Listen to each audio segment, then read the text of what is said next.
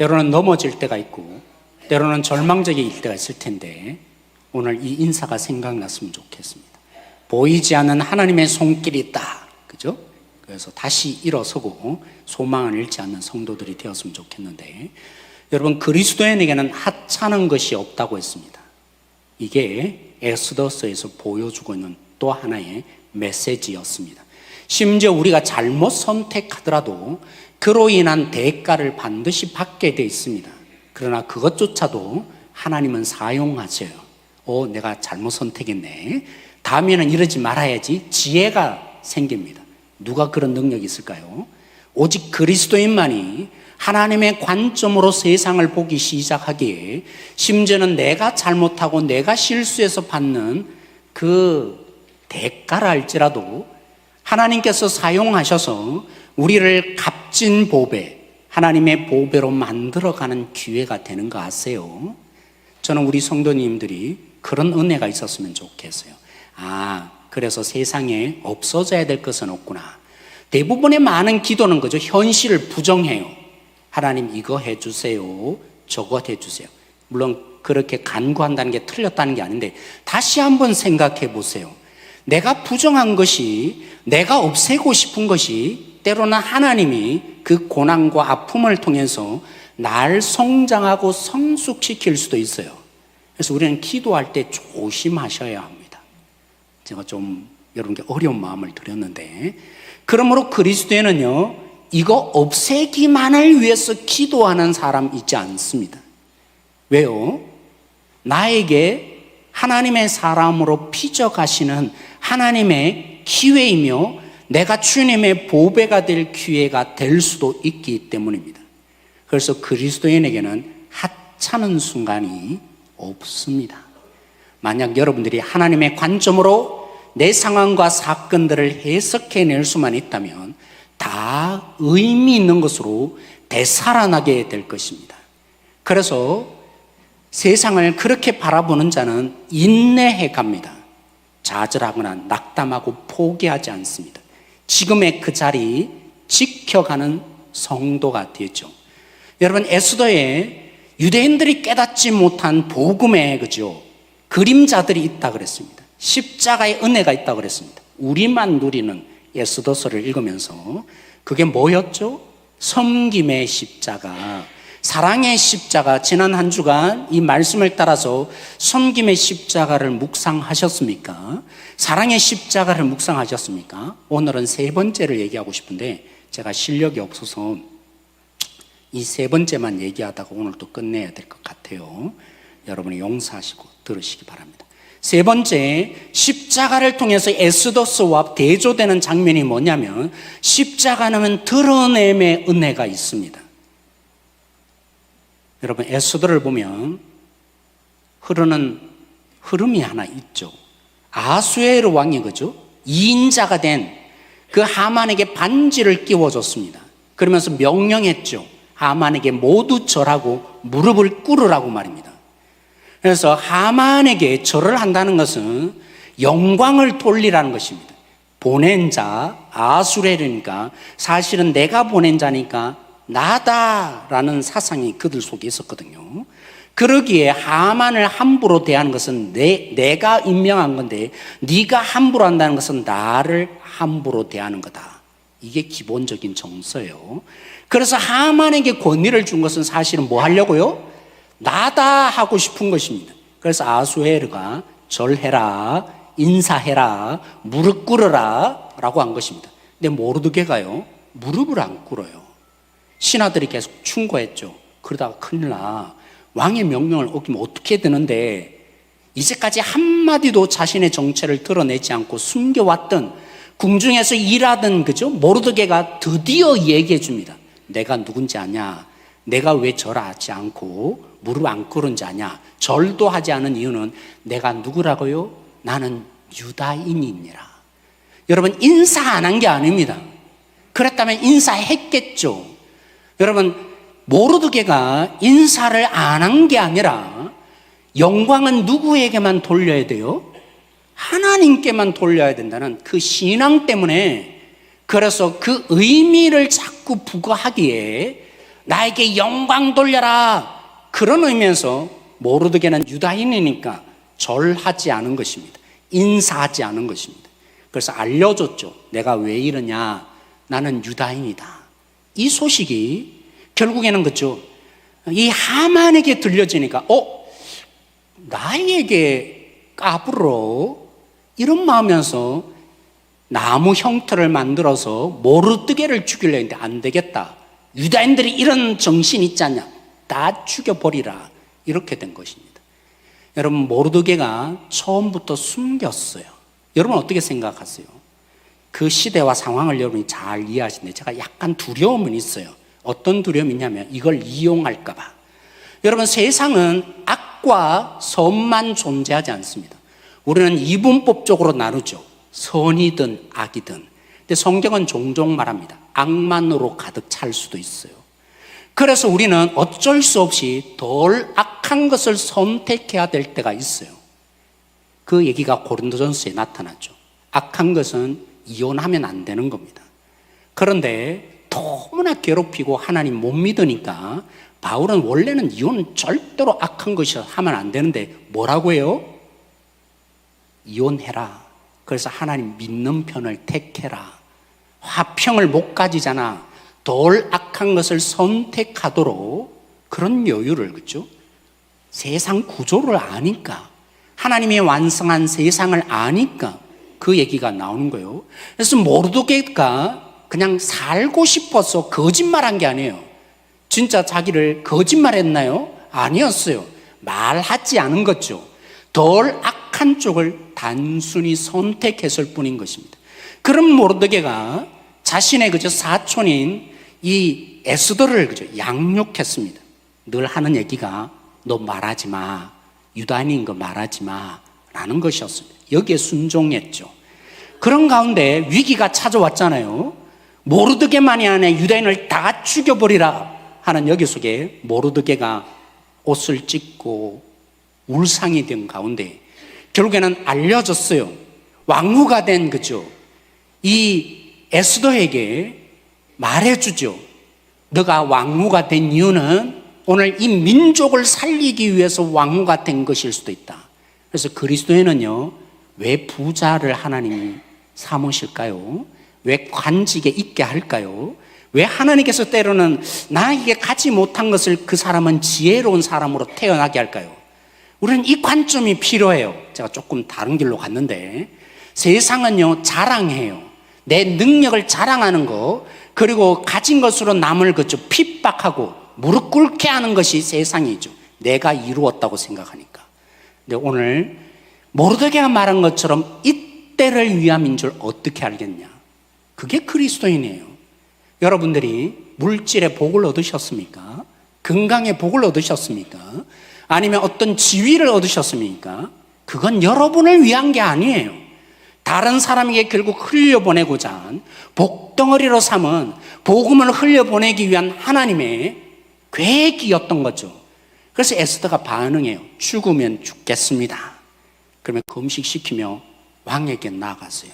이제까지 자기를 밝히지 않았던 에스더가 내 민족이 하만 때문에 죽게 생겼어요.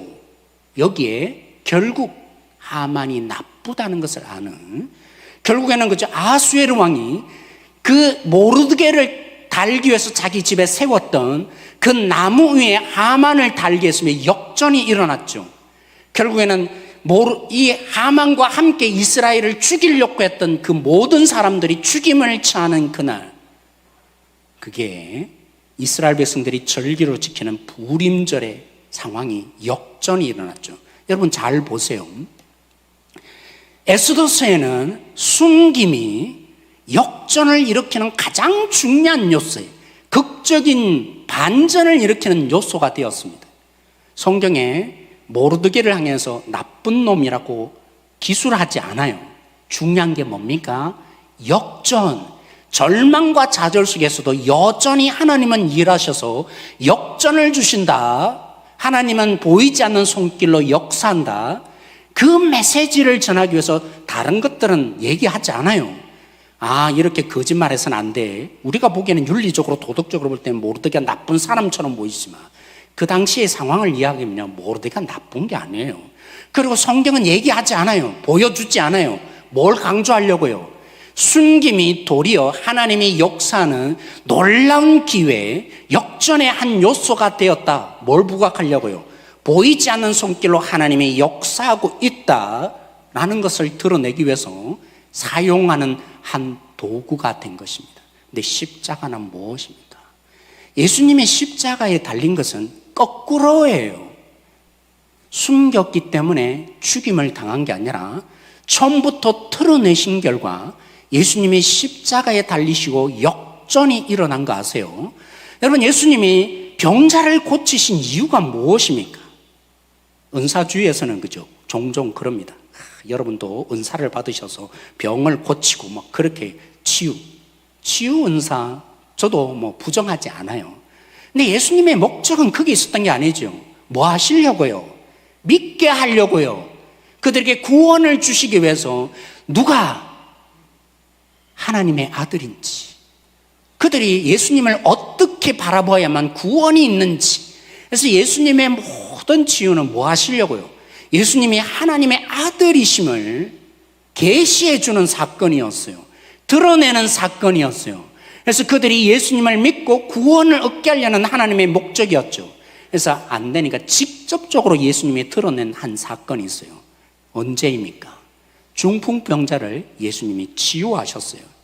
예수님이 사실은 나 믿어라, 내가 하나님의 아들이야, 날 통해서 하나님 믿어, 그러려고 늘 치유하셨는데 이번에는 아예 대놓고 예수님이 간접적으로 말하니까 못 알아들으니까 이 유대인들에게 직접적으로 보여주셨어요. 원래는 중풍병자 걷지 못하니까 일어나라, 그 명령을 하시면 돼요. 그래서 예수님 말씀하잖아요. 어느 게 더 쉽냐? 일어나라는 말과 제3을 받는 것이 어느 것이 더 쉽냐? 예수님은 일어나라고 하신, 이제까지 그렇게 고치셨는데 이번엔 그렇게 하지 않으셨어요. 뭐라고 하셨죠? 제3을 받으느니라. 이 말을 듣고 유대인들이 분노가 일어났죠. 왜요? 죄를 사하는 것은 누구만 사합니까? 하나님만 사해요. 근데 저놈 인간이 지가 뭔데? 그래서요, 하나님을 모독하면 원래는 참남죄예요. 참남죄는 성경에 기록된 대로 돌을 들어서 그 현장에서 쳐 죽여야 돼요. 예수님이 사실은 고치는 데 목적이 있지 않았어요.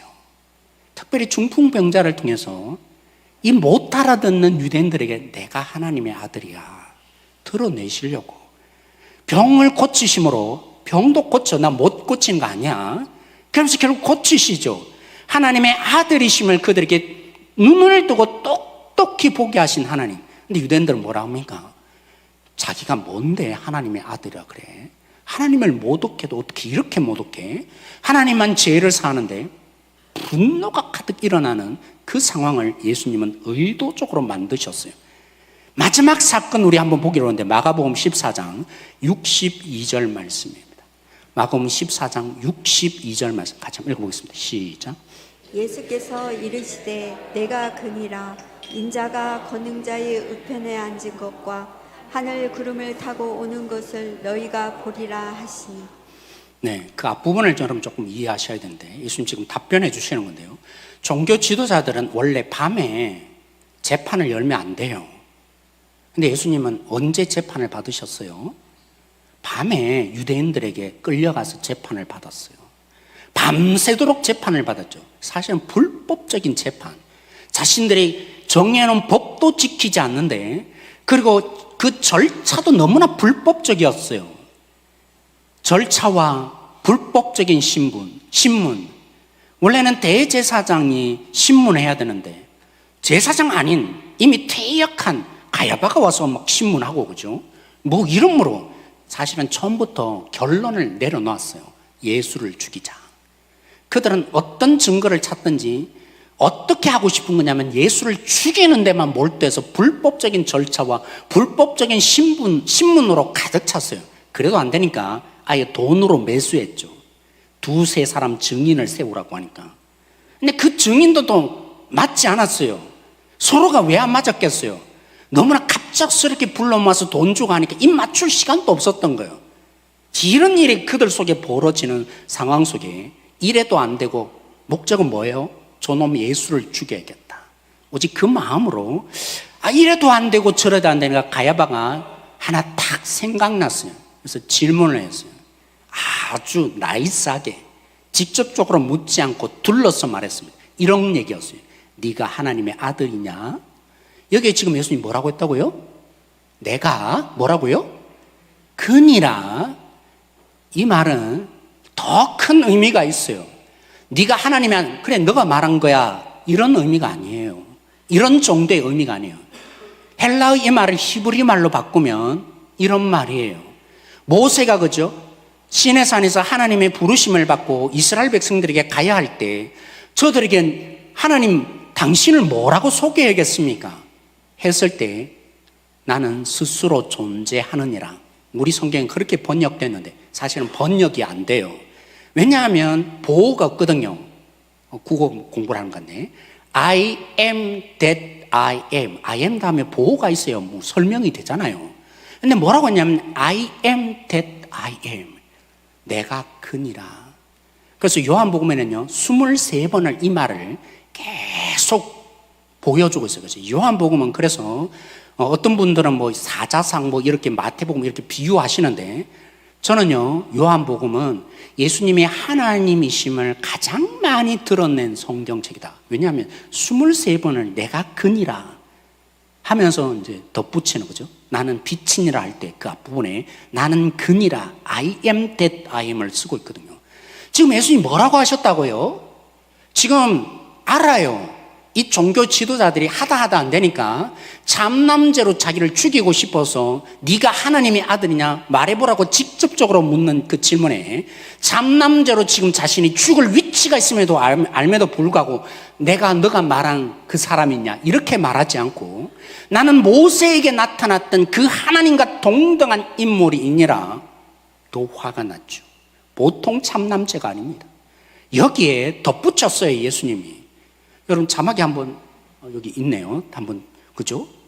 사실은 인자가 이 말로도 다 드러났는데 더 분명히 하기 위해서 예수님 말씀해 주셨어요. 인자가 권능의 우편에 앉는 것과 하늘 구름을 타고 오는 것을 너희가 보리라. 이 말이 무슨 말이냐면요. 유대인들은 다 알아들어요.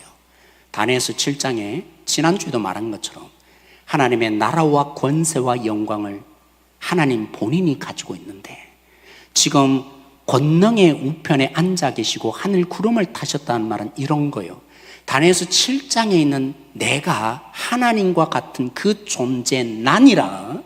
나는 하나님인데 그래서 하나님의 나라와 권세와 영광을 가진 하나님이야. 그래서 세상을 내가 통치하고 있어. 그리고 시편 110편을 그들에게 생각나게 하셨어요. 시편 110편이 뭔지 아세요? 하나님이 하나님에게 고백하기를 이라고 시작됩니다.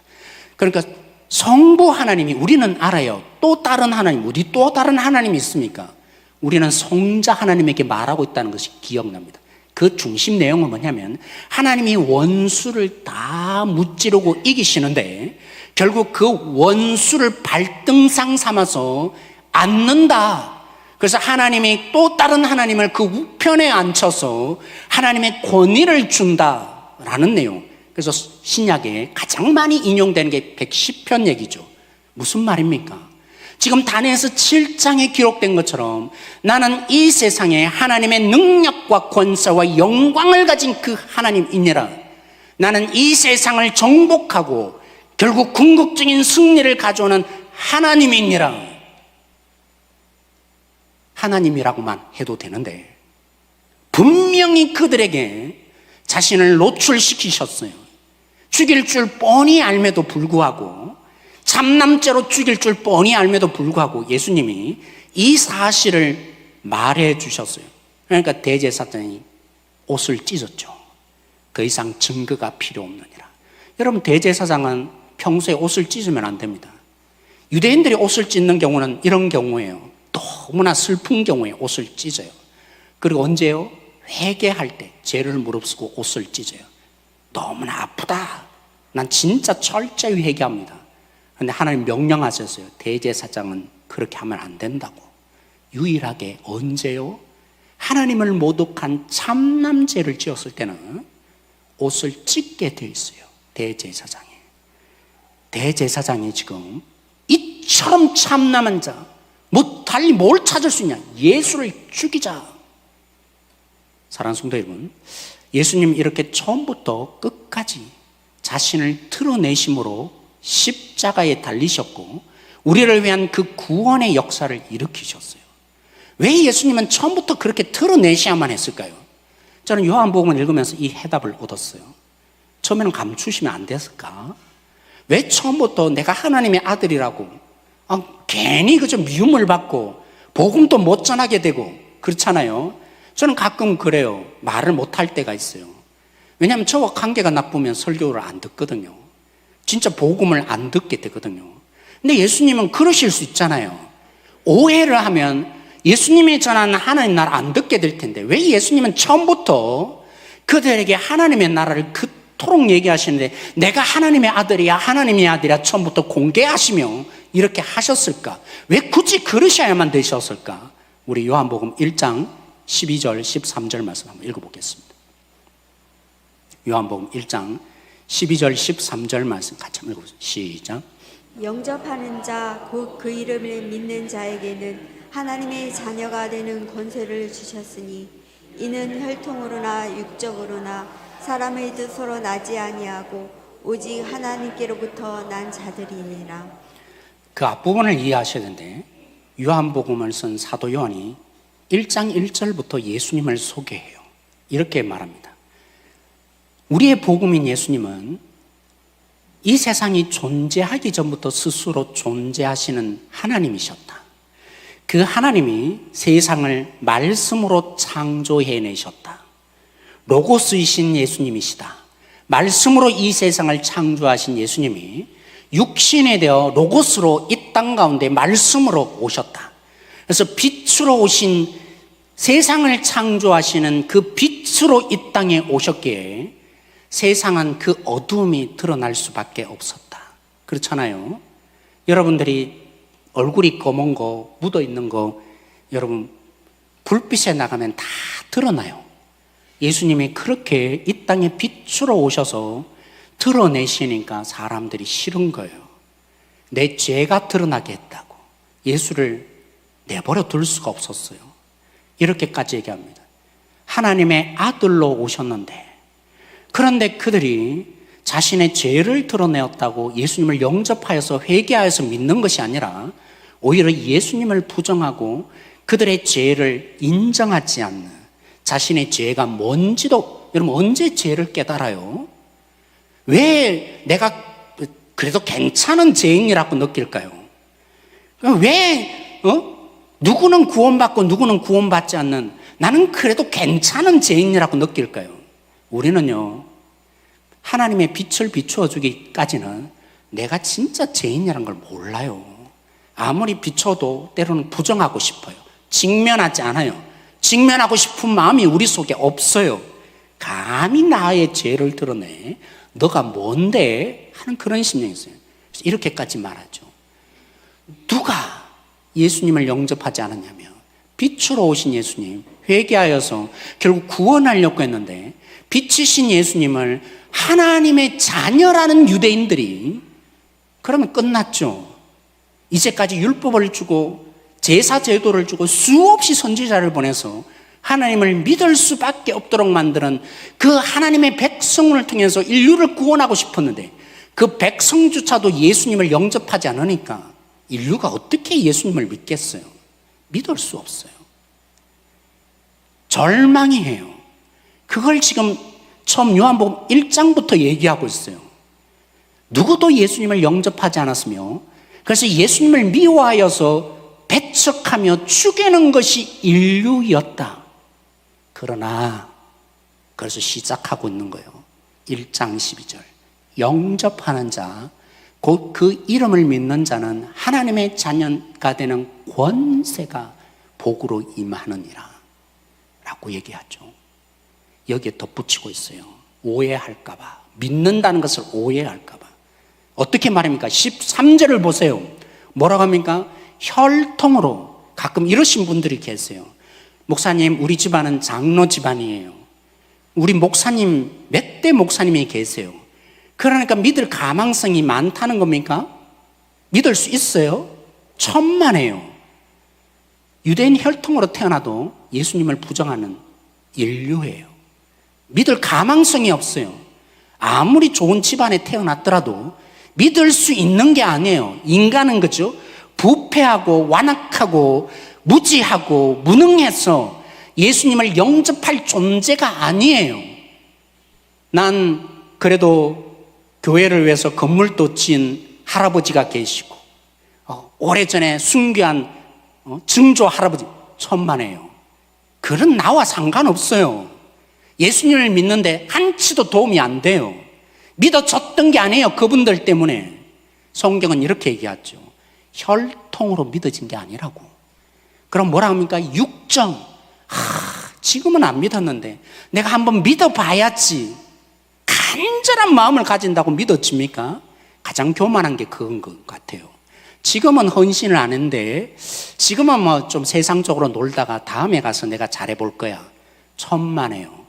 그런 인간 아니에요. 사람이라는 존재는 육정으로 말한 것처럼 내가 한번 헌신해 본다고 믿어지는 게 아니에요. 예수님이. 우리는 믿고 싶지 않아요. 내 마음대로 내 뜻대로 삶에 그냥 동의해 줄 하나님이 필요하고 내 뜻이 안 되니까 하나님이라는 능력을 힘입고 싶은 거지 하나님의 뜻에 순종할 존재가 아니에요. 육정으로 해봐야지, 헌신해야지 그런다고 예수님 믿어지는 게 아니에요. 세 번째로 뭐라고 합니까? 사람의 뜻으로. 아무리 해보세요. 아무리 옆에서 그죠? 교육시켜주고 훈련시켜 보세요. 믿어진다고요? 좋은 프로그램을 가지고 온다고 교회가 부흥하는 게 아니라는 얘기를 제가 그래서 하는 거예요. 무엇에 프로그램을 저는 무시하지 않아요. 왜 프로그램이 필요합니까? 또 행사가 왜 필요합니까? 결국에는 목적, 하나님을 믿게 하기 위해서 있는 거예요. 하나님이 그 속에 역사하기 위해서 하는 거죠. 근데 우리가 그 프로그램을 가져온다고 교회가 달라질까요? 착각하지 말라는 거예요. 하나님께서 우리 속에 역사하신. 그래서 저는요, 우리 교회 학교에 한 달 전부터 늘 기도시켜요. 그냥 프로그램 잘 준비해야죠. 진짜 잘 준비해야 돼요. 그 전에 기도하십시다. 하나님이 이 아이에게 역사해 주시기를. 이 속에 우리가 하나님밖에 없는데 하나님께서 붙들어 주시기를. 악망 가득한 세상이에요. 악망 가득한 세상에 덜 악한 것을 택한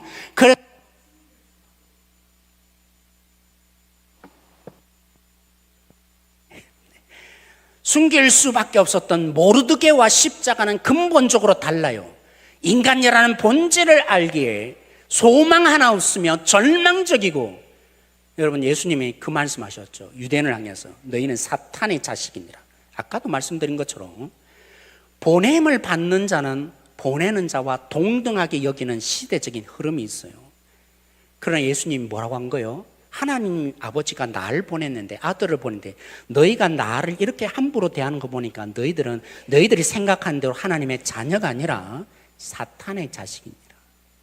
그냥 화가 나서 말한 게 아니라 하나님을 함부로 대하기에 하나님이 보낸 자를 이렇게 함부로 대한다라고 예수님 말씀하시는. 무슨 말입니까? 오늘 요한복음에 따르면 하나님이 우리를 멸망에 내버려 두고 싶지 않으셔서, 그래서 처음부터 드러내셨어요. 하나님의 아들을 믿도록, 하나님의 아들 예수가 누구인지를 보고 믿도록, 영접하도록. 근데 문제는 어디 있습니까? 우리가 문제예요. 받아들일 존재가 아니에요. 믿어질 존재가 아닌걸요. 소망이 없어요. 그래서 십자가는 악한 세상에 덜 악한 놈을 택한 게 아니에요. 다 절망뿐인 거예요. 하나님을 대적만 하는 세상에. 그래서 십자가밖에 없으셨던 거예요. 처음부터 드러내시며 그 십자가로밖에 구원할 수 없으니까, 다른 가망성이 없으니까 예수님이 그 십자가로 죽기 위해서 처음부터 말씀하시며 드러내는 일을 예수님이 하신 거라고요. 하나님을 대적하는 세상 버리신 것이 아니라 하나님이 끝까지 붙드시고자 계시해 주시고 드러내시고, 그래도 안 되니까 친히 죽으시는, 그래도 안 되니까 좀 이상하네요. 하나님은 전능하신 분이니까 그런 뜻은 아니에요. 하다 안 되니까 택한 것이 결코 아니죠. 여러분, 하만이 왜 나무를 모르드게를 달고 싶었을까요? 본보기를 보이고 싶은 거죠. 똑같아요. 로마인들이 자기를 대적하지 못하도록 정치인들을 특별히 나무에 달았어요. 봤지? 로마에 대항하다는 이 꼴 나는 거야. 근데 하나님이 역전을 일으키셨잖아요. 모르드게에게 역전을 일으켜 주셨잖아요. 악한 자를 죽이시고 하나님을 신뢰하고 하나님께 영광 돌리는 자에게 그 영광을 얻게 하는 역전을 일으키셨는데, 하나님은 공의를 시행하세요. 어제 지난주도 말씀드린 것처럼 공의 없는 사랑 없어요. 여러분, 하나님 덮어두는, 그냥 받아주는 사랑을 하나님이 하신 적이 없어요. 철저히 공의를 시행하세요. 근데 십자가가 뭡니까? 진짜 문자적인 공의를 한다면 하나님을 대항하고 예수를 받아들이지 않는 인류를 버리셔야죠. 그게 진짜 공의죠. 문자적인 공의죠. 보게 하셔야죠. 하나님을 대적하는 자는 이런 꼴 난다고. 근데 하나님은요, 그 아들 예수를 십자가에 못 박으셨어요. 나에게 절해야지, 순종해야지. 그게 하만이었으며 인류의 모습인데, 로마인데, 그게 나무라는 십자가의 특징인데, 예수님의 하나님의 아들로 죽은 십자가는 완전히 정반대예요. 왜 드러내셨을까요? 왜 처음부터 예수님은 계시해 주신 것일까요? 오늘 그 은혜, 우리를 버리지 않고 원수된 우리를 위해서 그 아들을 버리시며 우리를 자녀 삼으시는 이 하나님의 은혜, 그게 처음부터 하나님이 드러내시고 있는 십자가예요. 그러니까 예수님이 아셨던 거죠. 물론 하나님께 다 알았다면 할 말이 없어요. 예수님이 그 하나님 아버지의 마음, 내 아들을 버려서라도 이들을 내 자녀, 당연히 죽여야 될, 공의를 시행하여서 이 땅을 멸해야 될 세상, 하나님은 그 인류를 위해서 자기 아들을 버리시는 그 사랑을 하나님이 하셨는데, 예수님이 다 아셨죠. 아버지의 마음을 아셨기에 자기를 버려서 이 인류를 하나님의 자녀 삼고자 하는 이 마음을 아셨기에 예수님이 묵묵히 그 십자가에 올라가셨던 것입니다. 이 하나님의 자녀되는 은혜를 이렇게 표현하죠. 우리 갈라디아서 4장 6절 말씀입니다. 같이 읽어보겠습니다. 갈라디아서 4장 6절 7절 말씀 같이 읽어보겠습니다. 시작. 너희가 아들임으로 하나님이 그 아들의 영을 우리 마음 가운데 보내사 아빠 아버지라 부르게 하셨느니라. 그러므로 네가 이후로는 종이 아니요 아들이니 아들이면 하나님으로 말미암아 유업을 받을 자니라. 종의 가장 큰 특징은 거래입니다. 일한 만큼 대가를 받는 것입니다. 그게 주인과 종의 관계입니다. 삭을 받는 거죠. 물론 당시에는 삭도 없어요. 종은 늘 주인이 칭찬하는 것을 위해서 자기가 존재합니다. 그러니까 늘 두렵습니다. 자기가 완벽하게 일을 했더라도 주인이 틀렸다면 틀린 일이 되기 때문에 주인 눈치를 보고 삽니다. 그래서 주인은 늘 두려운 존재입니다. 예수님이 왜 죽으셨다고요? 왜 십자가에 하나님의 그 공의를 시행하시며 우리를 위해서 버려주시는 그 십자가의 역전을 일으켜 주셨다고요? 이 거래 관계를 끝장내신 것입니다. 하나님을 향해서 나 이만큼 했어요, 상 주세요, 그런 종교, 생명 없는 종교 생활을 끝장내신 것입니다. 여러분들이 잘못했을 때 때로는 징계가 있어야겠죠. 징계를 안 하면 인간은 악해서, 그죠? 아, 이거 해도 되나 보다, 그런 존재가 돼요. 근데 하나님은요, 그 아들을 통해서 값을 다 지불하셨어요. 그러기에 하나님을 두려워할 필요가 없어요. 하나님은 여러분을 하나님의 자녀로 아빠로 부르게 하셨어요. 전 시연이 얘기를 하고 싶은데, 제가 시연의 관계가 그렇게, 그죠? 두텁지 못할 때는 친구에게 주로 고민을 얘기하더라고요. 요즘엔 저에게 많이 얘기를 해요. 제 아내한테 얘기하지 않는 것 같다고. 제 아내 관계가 나쁘다는 말은 결코 아니에요. 제 관계가 더 좋은 것 같아요. 그래서 아빠 이번 주에 이런 일이 있어서 뭐 이런 것도 해서, 제가 공개하지는 못하겠지만 그런 얘기를 이번 주 금요일도 했어요. 그 때로는, 그죠? 이 말도 했어요. 아빠 기도하면 내 불안이 많이 없어지고 내가 절망과 좌절을 느낄 때마다 기도하러 가. 그러면 하나님이 날 위로해 주셔 같아. 그래서 참 평안을 느끼고 돌아와. 그치, 이제 시작된 것 같아, 시은아. 그러면서 고백해요. 근데 아직도 난 모르는 것 같아. 대부분의 기도는 날 위한 거야. 하나님의 나라와 하나님을 위해서 기도는 아직 못하고 있어. 이 고백을 저는 기쁘게 생각해요. 관계가 좋으니까. 한 번은 제가 이런 얘기 한 것에 충격을 먹었어요. 한 번은 시은이가 저에게 아빠는 영락 없는 목사야. 그 말을 듣고 제가 충격을 먹었어요. 그 말이 무슨 말이냐면 이런 거거든요. 아빠는 늘 정답만 얘기해. 안타까우니까 시은이가 부정적으로 생각하면 너 그래도 이렇게 해야지. 주로 그 충고만 하니까요. 그러나 아빠는 늘 정답을 가지고 정답만 얘기해 주는 영락 없는 목사야. 그때부터 제가 고쳐 먹었어요, 마음을. 야, 근데 전 너무 충격을 받았거든요, 그 말에. 어떻게든 올 때 얘기하는 궁극적인 이미 해답을 알고 있어요. 뭘 해야 되는지 다 알아요. 근데 왜 얘기해요? 힘드니까, 어려우니까, 그렇죠? 위로받고 싶으니까. 그 마음이 가장 큰 건데 그걸 놓쳐버리고 너 얼마나 힘드냐 이렇게 해주면 되는데 아빠는 늘 요거 해라 저거 해라. 그러니까 아빠하고 얘기하고 싶지 않다는 거죠.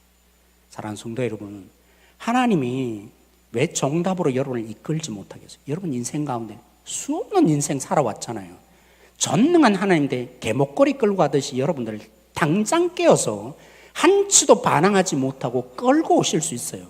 하나님 그렇게 무능하실까요? 여러분 마음대로 살도록 우린 그러고 싶잖아요. 하나님 딱 내가 잘못된 길을 갈 때마다 탁 치시고 잘못된 선택도 하지 못하도록 이 머리도 빼내시고 우린 그러기를 원하는데 그러면 그게 하나님 아빠하고 자녀의 관계입니까? 아니죠. 하나님은 아빠로 부르기 원하세요. 여러분에게 무엇이든지 하나님을 신뢰하니까 때론 이해 안 된다고 고백하고 때론 절망을 느끼니까 하나님 도와주세요. 이런 거 아니겠어요? 하나님 안 믿으면 뭐라고 얘기하겠어요? 하나님 고쳐주지도 않을 텐데 하나님 실망해요. 당장 돌아설 것입니다. 하나님은 아빠세요. 가장 친밀하게 여러분들에게 그죠? 저는 그런 면에서 이 한 면을 얘기하고 싶은데 그리스도인들이 그죠? 나는 내 마음은 없는데 하도 많이 성경적으로 들어서 나는 내 마음적으로는 그게 한치도 와닿지 않는데 그죠? 그래서 거룩한 뜻으로 얘기하고 나는 막 원망하고 싶은데 원망하면 하나님 큰일 나게 하시지. 하나님은 그런 뜻 아니니까 하나님께 어떻게 거룩한 하나님 이렇게 그래서 막 그죠? 다 숨기고 그냥 하나님 믿어요. 하나님 사실 마음 아프실 거예요. 제가 볼 때 마음 아프실 거예요. 나 그러려고 너 구원했냐? 그냥 정답 얘기하려고 너 구원했냐? 그런 하나님 아니시거든요. 아빠이신 하나님. 그래, 너 힘들지 다 알아. 그런 가운데 찾아오셔서 위로해 주시고 그런 가운데 결국에는 하나님께 녹아졌어. 내가 알았던 그 원래의 뜻 한 걸음 한 걸음 주님을 향해서 걸어가게 되죠. 여러분 믿고 싶어도 안 믿어지네. 고백하세요. 안 믿어진다고. 하나님 사랑한다는 내 마음속에 사랑이 안 전해온다고. 하나님 그거 거부하실까요? 내가 성경에 이토록 말했는데 왜 못 알아듣냐고. 하나님이 그런 저처럼 이성적인 하나님 아니세요. 이성이시도 하지만 우리의 마음을 알아주시고 이해하시고 그걸 붙들고 기도해 보세요. 언젠가는 여러분 속에 여러분이 기대한 이상으로 하나님의 영광을 얻게 하실 것입니다. 여러분들이 얻고 싶어하고 여러분들이 좋았고 그죠? 그거 얻으면 난 진짜 행복한 줄 알았고 그래서 목숨 걸었던 그것과는 비교할 수 없는 하나님 자녀 상속자 하나님의 영광으로 채워주실 거예요. 그게 하나님께서 그 아들을 이 땅에 보내서 나 좀 믿어라 하신 이유 완악해서 받아들이고 싶지 않고 처음부터 거부한 우리에게 십자가로까지 자신을 내어주시며 멸망시켜야 될 이 세상을 하나님의 자녀로 삼는 그 은혜가 에스더서의 유대인들이 깨달을 수 없는 이 은혜를 여러분들이 받으셨으며 누리는 그 복이 있는 거예요. 십자가 죽을 때까지 묵상해야 될 소재예요. 이 하나님의 은혜가 여러분 속에 흘러갔어. 접속이 되었어. 하나님 아버지를 믿고 안 되는 것을 향해서 하나님 좀 도와주세요. 내 마음에 감동이 안 돼요. 부르짖고 그 하나님께 매달릴 때 하나님이 야, 너 그밖에 못해 이러시겠어요. 부르짖어 보세요. 그 하나님 붙들어 보세요. 하나님이 자녀 삼아서 하나님의 모든 건 네 거라고 하시는 하나님이신데 그 하나님의 은혜가 십자가 위에 펼쳐지신 것입니다. 오늘 그 마음으로 찬양하겠습니다.